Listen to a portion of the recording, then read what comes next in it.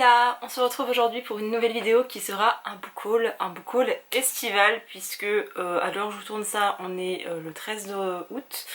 Mais je me connais et si je vous tourne pas mon book haul de l'été maintenant et que je vous le montre pas dans la foulée, je vais être tentée d'acheter d'autres livres et je vous rappelle que dans une précédente vidéo j'ai dit oui, je fais un no-buy cet été, il n'y a pas beaucoup de sorties, voire même aucune, donc je n'achète rien. Je crois que c'est les mois d'été où j'ai le plus craqué de ma vie. Genre vraiment la juillet-août ça a été l'indécence. Alors la chose positive c'est que j'ai lu la plupart des bouquins que je vais vous montrer.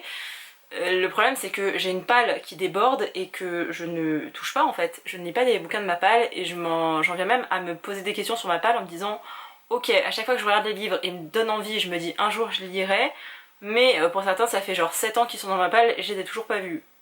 Est-ce que ça vaut vraiment le coup de garder des bouquins qu'on ne lit pas genre rapidement? C'est une question que je me pose, j'ai pas de réponse, ok les gars. Là je vais vous montrer les livres que j'ai achetés, vous en avez vu certains puisque je les ai déjà présentés dans un update lecture dernier. Je crois que c'est la dernière vidéo que j'avais postée sur la chaîne, mais c'est pas grave, vous aurez une redite. Pour ceux qui n'ont pas vu l'update lecture, soit vous allez le voir, soit vous verrez les bouquins que j'ai achetés / lus, et on va commencer tout de suite. Comme d'habitude, qu'est-ce que je ferais sans post-it, mais il y a des livres que j'ai achetés, que j'ai revendus depuis, mais je trouve ça important quand même de vous les mentionner, parce qu'à un moment donné ils ont rejoint ma balle, même si pour pas mal d'entre eux j'ai fait des aussitôt achetés, aussitôt lus. Je sais pas si je vous l'avais présenté celui-ci, mais je m'étais acheté Si ça s'apprend de... Je sais qu'il y a Sofia González, mais je ne sais plus le nom de l'auteur, mais voilà, duo d'auteuristes. J'ai abandonné ma lecture, je vous explique toutes les raisons dans un update lecture, donc allez le voir. Pas ouf, mauvaise fanfiction One Direction. Un autre livre que j'ai acheté, lu et revendu depuis, c'est 6 baisers manqués de Tess Sharp. C'était une plutôt bonne lecture. Ici on suit deux jeunes filles dont les mères sont les meilleures amies du monde alors que les filles s'entendent moyennement bien. En fait elles ont toujours fait partie de la vie de l'une de l'autre, mais elles sont assez différentes. Même si toutes les deux elles sont lesbiennes, elles ont des caractères assez différents, des amis différents, et un événement de la vie va faire qu'elles vont devoir se rapprocher, et en se rapprochant elles vont se rendre compte que en fait elles se sont peut-être toujours aimées. Parce que oui, c'est une romance saphique. Et en plus de ça, on parle d'un milieu médical et de plein de sujets hyper importants, dont la santé mentale. Donc pour cet aspect-là, c'était assez intéressant. Donc je vous invite à le découvrir aussi. Et je me suis aussi acheté Ne pars pas sans moi, qui est un roman épistolaire. Est-ce qu'on peut considérer les mails comme un échange, une correspondance, et dire que c'est un roman épistolaire? J'en sais rien. Ici, c'est écrit par Jennifer Niven et par David Levitan, qui sont deux auteurs-autrices que j'adore énormément. J'ai vraiment beaucoup aimé leur roman et là j'ai passé un chouette moment de lecture. Ici on suit une jeune fille qui va fuguer de chez elle et on suit son point de vue alterné avec son frère qu'elle a laissé dans leur domicile familial, où leur situation familiale est assez, même très compliquée, avec une mère sous l'emprise d'un homme complètement toxique et violent.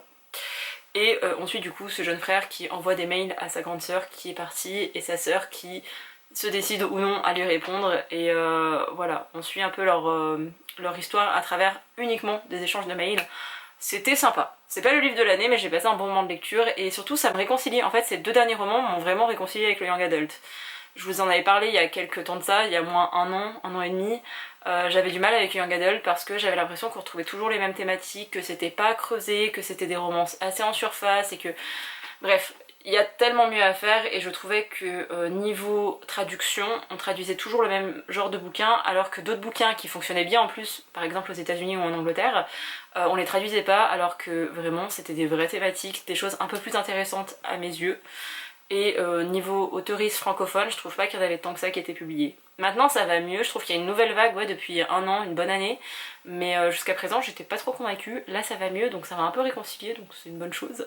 Je me suis aussi acheté deux e-books, je vous montre vraiment toutes les couvertures comme ça en dématérialisé, comme ça après je vous montrerai l'indécence, parce que là vous voyez une partie des livres, mais il y en a aussi par terre, parce que ça ne tenait plus sur ma petite table de chevet quoi. Je me suis acheté De toutes les nuits les amants. Je sais plus le nom de l'autrice, je vous mettrai la couverture à l'écran de toute façon. C'est un roman japonais, j'avais déjà lu l'autrice parce qu'elle a écrit Saint et œuf, et c'est un roman que m'avait conseillé l'une des libraires de la librairie Le Phénix en me disant que c'était un peu une autrice incontournable, japonaise, féministe, etc. Saint et œuf ne m'a pas laissé un souvenir impérissable, vraiment je ne me souviens plus de quoi il était question, je me souviens vraiment de rien. mais j'étais curieuse parce que ce roman de l'autrice était beaucoup plus plébiscité, était très attendu. Je l'ai acheté en e-book parce que comme ça me revenait moins cher. J'ai lu une vingtaine, 25% je crois, donc un quart du livre. Et pour le moment ça décolle pas. Donc je l'ai mis en pause, je verrai si je le reprendrai un jour ou l'autre. Mais ouais, enfin on suit la vie d'une femme qui est traductrice. Et elle traduit des bouquins japonais et là où j'en suis dans l'histoire, elle ne fait que ça. Elle dit qu'elle adore son métier, on voit quelques petits flashbacks de sa vie passée, mais on voit pas ce qui pourrait décoller en fait. Et je sais que c'est le principe de la littérature japonaise d'être sur une tranche de vie, mais là vraiment, même en termes de traduction, on n'apprend pas des choses. Parce qu'on aurait pu se concentrer sur la traduction en disant bon, comment est-ce qu'elle va traduire tel mot par tel mot, quelle est sa réflexion quand elle fait des trades, mais c'est même pas ça en fait, le but, enfin le fond de l'histoire. Donc pour le moment j'attends que ça décolle, et j'avais pas envie de me mettre en, enfin de me créer une panne de lecture en lisant un livre pour lequel j'ai pas d'attachement. Donc voilà, pour le moment il est en pause, mais je l'ai acheté. Et en début du mois de juillet, ou alors vraiment à la toute fin juin, quand j'avais déjà posté mon book haul du mois de juin du coup, j'avais acheté le livre de ma copine Nadège, quelqu'un se souviendra de nous. Je l'ai acheté en numérique, je mets la couverture ici. Alors j'étais frustrée parce que je le trouvais jamais en librairie. Et quand je vous dis jamais, c'est vraiment jamais. Et j'en fais entre les librairies indépendantes, la Fnac, Cultura, etc. Je vais même sur Lyon, je ne le trouvais pas et j'étais... Ça me rendait dingue, vraiment ça me rendait folle, et je l'ai acheté en numérique et littéralement une semaine après, je vais à la Fnac et je vois quoi? Le bouquin dans les rayons de la librairie, dans les rayons de la Fnac. J'étais comme une folle. Alors déjà j'ai pris le bouquin et j'ai crié devant ma pote qui du coup a vu un autre visage de moi, une autre facette de ma personnalité, mais j'étais trop contente et trop fière. Et voilà, ici on est sur une réécriture de la mythologie grecque avec Méduse et Athéna, il me semble. C'est sûr qu'il y a Méduse dedans, mais je suis pas sûre de tous les autres protagonistes, et forcément ce sera une romance saphique, ça va être queer, et c'est par ma copine Nadège, et je crois qu'il est aussi un peu question de vengeance, et bref. Nadège, je l'adore, je vous ai parlé 1 million de fois du blog Planète Diversité qu'elle a arrêté il y a un petit moment maintenant. Mais Nadège elle est toujours disponible, enfin elle est toujours présente plutôt sur Instagram, et voilà, j'étais trop contente de pouvoir la soutenir en achetant son bouquin en e-book, et s'il me plaît je l'achèterai aussi en papier, comme ça je pourrais vous le montrer et le mettre affiché tout ça, parce que regardez la beauté de cette couverture. Je sais même pas par où commencer, je sais même pas comment justifier mon craquage complet. Je voulais un livre, je l'achetais. Vraiment il y avait zéro self-control, avant j'avais un budget, je m'y tenais, j'étais trop fière, j'étais là franchement Pauline, tu te laisses plus influencer par les gens. Ça a changé. Tu arrives à te cantonner à ton budget, ça a changé. Tu prévois tes achats, j'ai rien prévu. J'allais à Cultura, je voulais un livre, je le prenais. J'allais à la Fnac, j'étais là, oh faut que je sois raisonnable, je voyais un livre, je le prenais. Vraiment, c'était du n'importe quoi. Du coup, j'ai pas commandé sur le site de la Fnac, j'ai tout fait des achats en direct en fait, et je suis par contre assez contente parce que les livres que j'achetais, c'est des livres qui me donnaient envie et je les lisais dans la foulée. Enfin, il y en a un, il y en a que j'ai acheté le lundi, le mercredi, j'avais fini tous mes livres. C'est du jamais vu ça. Bref, je vous l'ai déjà montré dans un point lecture, mais BTS ont sorti un livre coécrit, enfin bref, c'est plutôt Kang Myung-sok qui a relaté l'histoire de BTS, et voilà, il me le fallait, je l'ai lu. La fangirl que je suis est très contente, et voilà. J'ai aussi acheté, je l'ai acheté lundi, franchement j'en ai acheté 3, je vais peut-être vous montrer les 3 en même temps. Lundi dernier j'étais chez le médecin, et sur mon chemin du retour il y avait une Fnac. Est-ce que je me suis félicitée juste d'avoir été chez le médecin? Je sais pas, franchement tous les prétextes sont bons pour acheter des livres quand vous êtes dans ce genre de mood là. Je me suis déjà acheté Le Voyage, donc Grand Panda et Petit Dragon de James Norbury. C'est le tome 2, il y avait déjà le premier tome qui était sorti je ne sais plus quand, que j'avais acheté, que j'avais adoré. C'est les libraires de la librairie Le Phénix qui l'avaient mis en avant, et voilà, il me faisait de l'œil. Je l'avais acheté, je l'avais lu, j'avais beaucoup aimé. C'est un peu comme un conte philosophique, je le vois un peu comme ça, et comme c'est un panda et un dragon, je prends ça un peu comme un conte philosophique chinois, même si l'auteur, je ne pense pas qu'il ait des origines chinoises.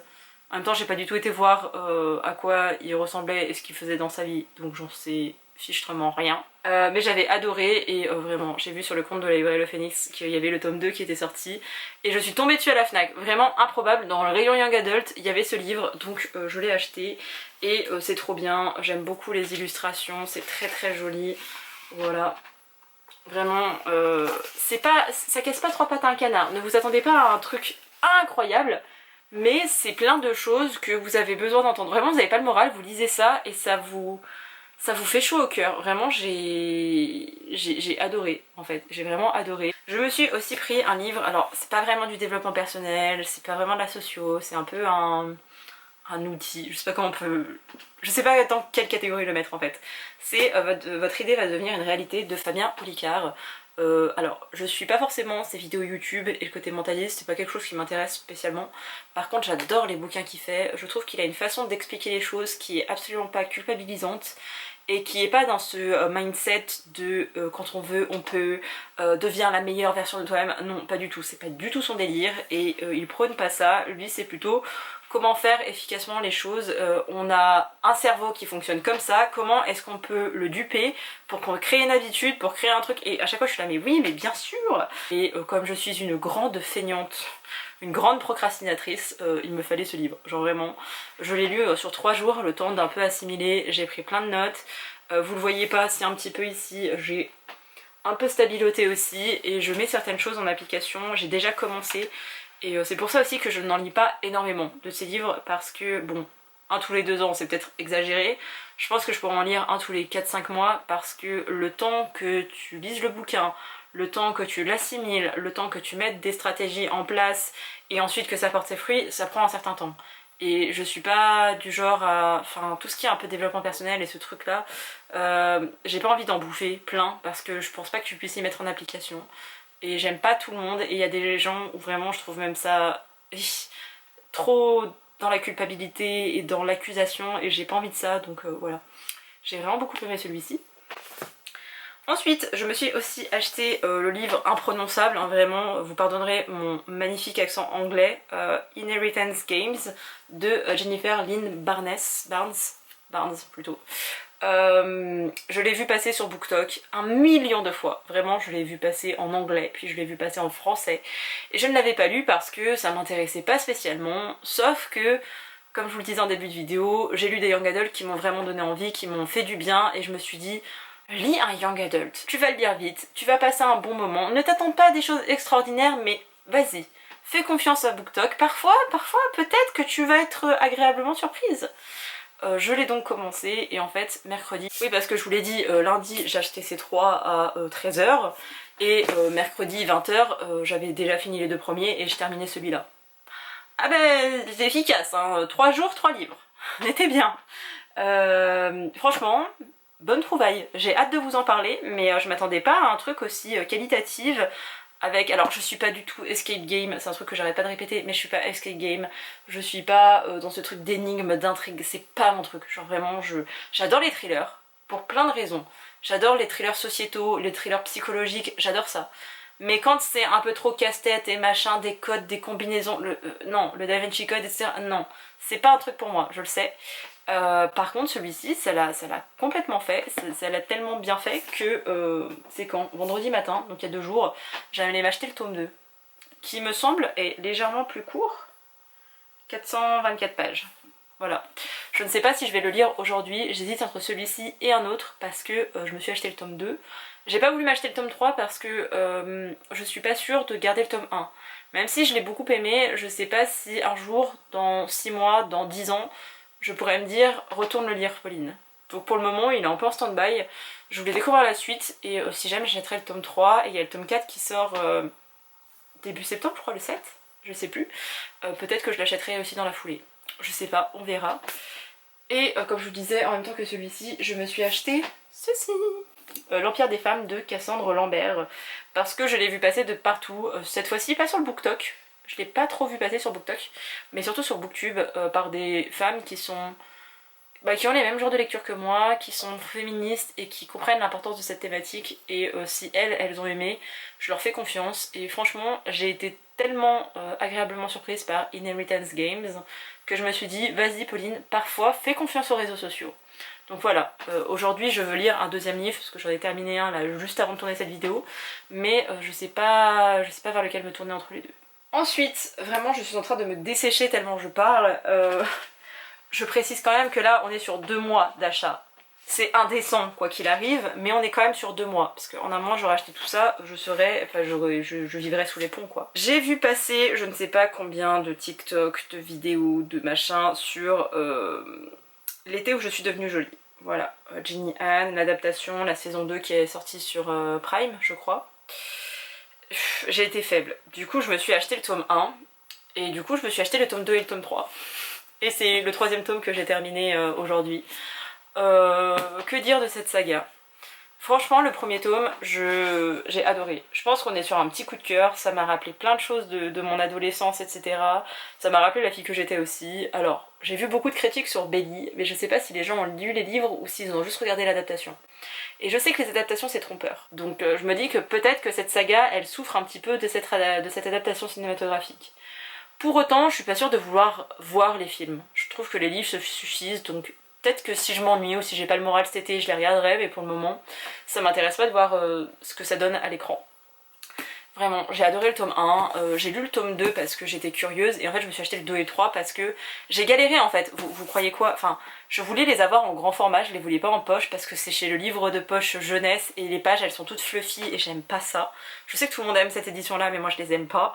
Du coup je voulais les livres en grand format, ce qui m'a coûté une blinde, voilà, sans raison, parce que j'aurais pu les trouver à 2 € en occasion, mais je les ai achetés en neuf à Cultura. Sauf que quand j'ai acheté le tome 1, déjà c'était le dernier qui restait, et bah le tome 2 et 3 je les ai pas vus. Donc quand j'ai fini le tome 1, j'ai vu que les deux étaient disponibles et c'était les derniers exemplaires, donc j'ai même pas réfléchi, je les ai achetés. Je regrette pas, j'ai lu le tome 2 il y a... combien de temps? Je crois en début de semaine aussi, hein, que j'ai terminé. Il me semble bien, vraiment je les ai bouffés en l'espace de 2 semaines il me semble. Tome 2 un peu mitigé, légèrement déçu, mais voilà. Par exemple le tome 3 c'était vraiment dans la continuité du tome 2. En fait pour moi le tome 3 allait être décisif sur mon avis final de la saga. Et mon avis final de la saga est pas incroyable. Mais encore une fois, attendez l'update lecture du mois d'août pour savoir tout ça. Ensuite, j'ai acheté des poches quand même au milieu de tout ça. J'ai acheté un livre en occasion. Je ne sais plus à quelle occasion je l'ai acheté. Mais en fait, je sais pas si je l'avais acheté en juin ou si je l'ai acheté en juillet. Donc peut-être que vous l'avez déjà vu, je ne sais plus. C'est la bibliothèque de minuit de Matt Haig. Je l'ai trouvé à Gibert dans un état impeccable. Voilà. Je l'ai sur ma liseuse. J'avais reçu l'exemplaire sur NetGalley, sauf que c'est sur ma Kindle et que j'ai beaucoup de mal à lire sur ma Kindle. Depuis que je suis passée chez Kobo, vraiment je touche plus à ma Kindle. Après c'était un peu le but, je préférais le confort de Kobo, enfin bref. J'ai déjà fait une vidéo comparatif sur les deux liseuses, donc je vous invite à la regarder, je la mettrai en barre d'informations, mais je vais pas vous parler de ça.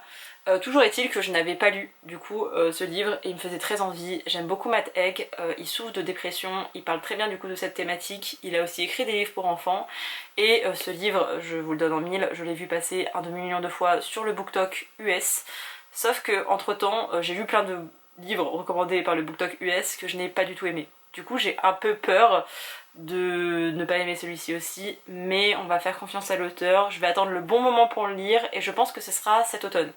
Parce que vraiment, une fille qui veut mourir, qui va être dans une sorte de bibliothèque, tout ça, je suis curieuse, vraiment je suis curieuse. Je me suis aussi acheté le 4e tome de The Compass Series de Brittany Setcheri, donc c'est Étoile du Nord, voilà.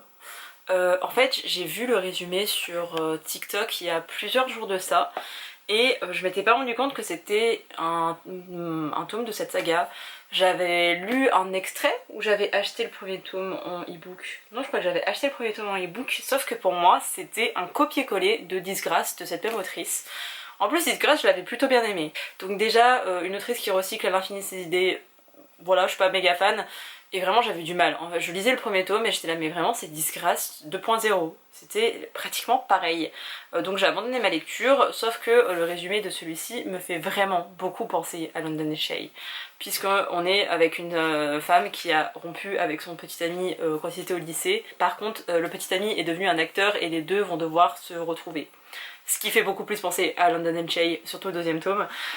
Donc voilà, j'ai adoré London and Shay, je le dis au moins pour la 4e fois, je suis désolée, mais j'ai adoré ce livre. Le premier tome a été un coup de cœur monumental pour moi, et voilà, je les ai toujours dans mon cœur.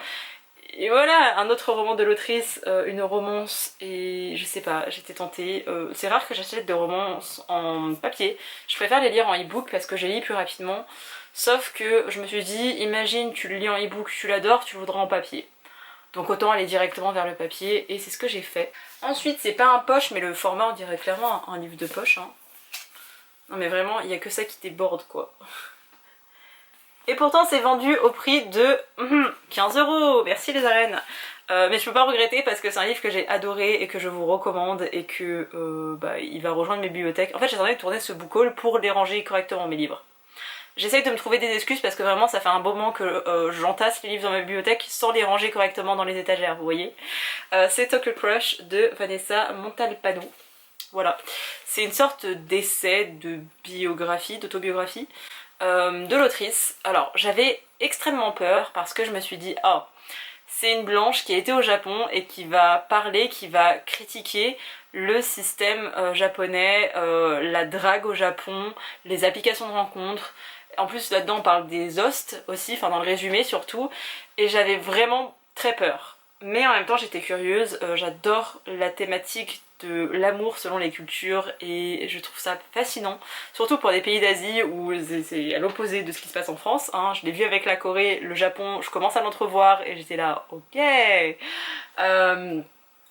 J'avais peur, sauf qu'en fait l'autrice n'a pas passé genre 6 mois au Japon, elle y a passé au moins 5 ans de sa vie, parce que je sais pas si en ce moment elle vit au Japon ou en France, et surtout c'est pas une critique telle qu'on peut l'entendre en disant voilà, ils font comme ça et c'est pas bien.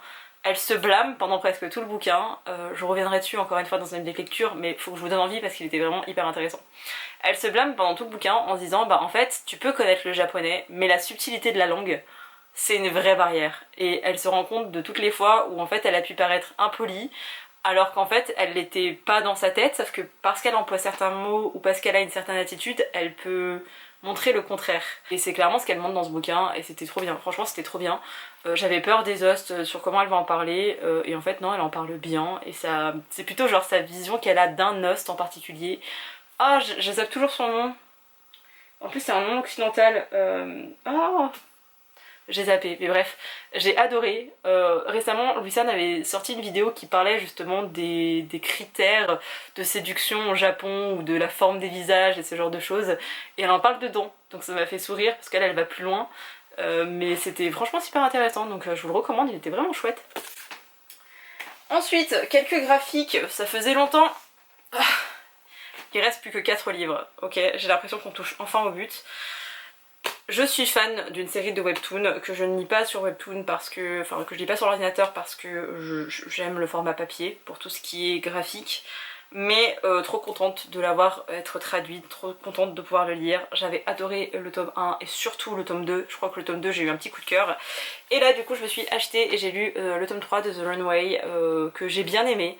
C'est pas mon préféré, mais voilà, on est sur la continuité de l'histoire. Il y a plein de thématiques hyper importantes et j'aime beaucoup, j'aime vraiment beaucoup. Ensuite, je suis fan d'un K-drama qui s'appelle Itaewon Class et je sais pas si vous le verrez, si j'ai fait un petit... Voilà, une petite étagère Itaewon Class pour rendre hommage parce que j'avais déjà tout le coffret de l'OST et j'avais acheté le webtoon en coréen en me disant qu'un jour j'arriverais à lire ce webtoon en coréen, sauf que, spoiler alert, je n'ai toujours pas pris mes cours de coréen, donc c'est un peu compliqué. Voilà, je sais lire certains mots, mais je sais pas ce qu'ils veulent dire, donc c'est un peu con. Là c'est Kotun qui a décidé de traduire le webtoon, donc je l'ai acheté. C'est exactement comme dans le K-drama. Sauf que de base c'était un webtoon, donc le K-drama c'est complètement adapté au webtoon, c'était un plaisir, c'était un coup de cœur, c'est mon K-drama préféré, j'en ai regardé plein d'autres depuis que j'aime de toute mon âme, mais celui-ci il a vraiment une place numéro 1 qui je pense ne bougera jamais.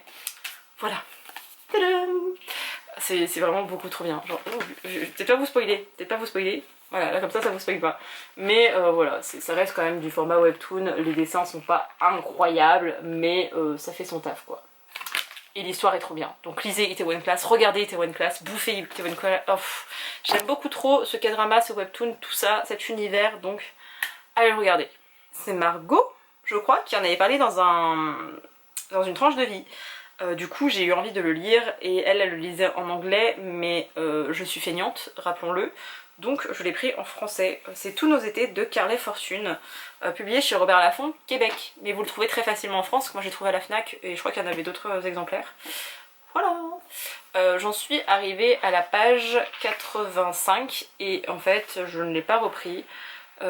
Pour la petite anecdote, je voulais vraiment un livre d'été, je voulais un truc où genre un amour d'été, un peu comme The Last Song, c'est de Nicholas Sparks.